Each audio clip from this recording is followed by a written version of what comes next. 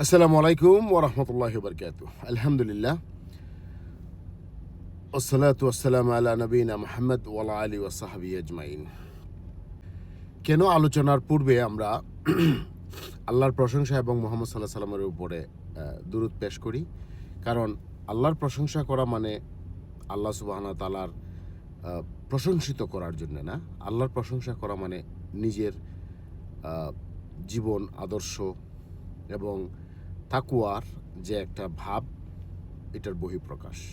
আর মুহাম্মদ সাল্লাহ সাল্লামের উপরে দুরূদ পড়ার কারণ হচ্ছে তিনি হচ্ছেন রহমতুল্লিল আলামিন। মুহাম্মদ সাল্লাহ সাল্লামের সুন্নাত, নিয়ম এইসব অনুসরণ করলেই আপনার উপরে রহমত আসবে।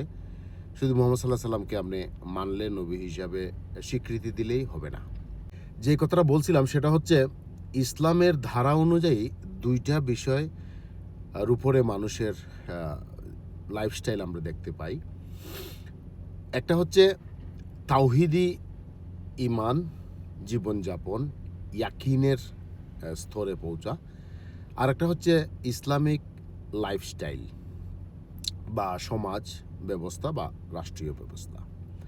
বাংলাদেশে রাজনৈতিক দল হিসাবে আমরা বিগত এই যতদিন বাংলাদেশ স্বাধীন হয়েছিল এর পরবর্তীতে যতগুলা দল গেছে তাদেরকে আপনারা ভালো করে দেখছেন। শরীয়ত বা ইসলাম দিয়ে বিবেচনা করলে কতজন কত মার্ক পাবে সেটা আমি বলবো না, এটা আপনারাই ভালো বোঝেন।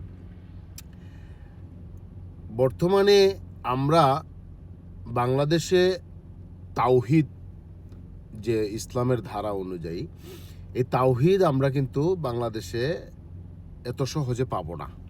কারণ তাওহিদ বিষয়টা হচ্ছে এমন একটা বিষয়, সেটা সম্পর্ক ছিন্ন হয়ে যায় যদি কেউ তাওহিদটা না বুঝে। আর তাওহিদটা যদি বুঝতে পারে, আর অন্য যদি আপনার আত্মীয়ই হোক বা আপনার পরিবারেরই হোক, হে যদি আবার তাওহিদের পক্ষে না থাকে, তাহলে তার সাথে কিন্তু আপনার সম্পর্ক ছিন্ন হয়ে যাবে। যেমন মুহাম্মদ সাল্লাহ সাল্লামের পরিবারের দিকে তাকালে আমরা দেখতে পাই। তাই তাওহিদ ভিত্তিক বাংলাদেশের মুসলমান হইতে একটু সময় লাগবে, এটা নিশ্চিত ইনশাআল্লাহ। তবে হচ্ছে ধীরে ধীরে। কিন্তু ইসলামিক লাইফস্টাইল বা রাষ্ট্রীয় ব্যবস্থা বা সমাজ ব্যবস্থা, এটার জন্য একটা দল বাংলাদেশে আছে। এটাকে যদি আপনারা মনোনীত করেন, এটাকে যদি আপনি চিনতে পারেন, তাহলে এদের ইসলামিক নিয়ম অনুযায়ী যে লাইফস্টাইল হওয়া দরকার বা সমাজ হওয়া দরকার বা রাষ্ট্রীয় ব্যবস্থা হওয়া দরকার, এটা আমরা পাবো। এটা আমরা জোর দাবি দিয়ে বলতে পারি ইনশাআল্লাহ আজিজ। তবে তাওহিদি মুসলিম বাংলাদেশে প্রতিষ্ঠিত হবে বা ব্যাপক হারে আমরা দেখতে পাবো, সেটা আরও সময় লাগবে। আশা করি দুইটা পয়েন্ট আপনারা ভালো করে বুঝতে পারবেন। একটু যদি অ্যানালাইসিস করেন তাহলে আপনি ভালো করে বুঝতে পারবেন। তারপরেও যদি কেউ মনে করেন যে আরও কিছু বুঝার আছে, তাহলে আপনি কমেন্ট করতে পারেন। আমি আমার যথাসাধ্য চেষ্টা করব আপনাকে কোরআন সুন্নাহ মোতাবেক এক্সপ্লেনেশন করে দিতে। আল্লাহ সুবহানাহু ওয়া তাআলা আমাদের সকলকে প্রথমে তাওহিদকে ঠিক করে আমাদের ঈমান আমলকে আরও শক্তিশালী করুক।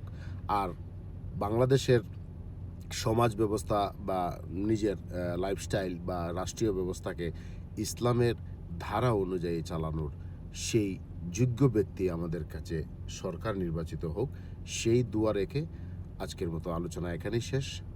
আল্লাহ হাফেজ।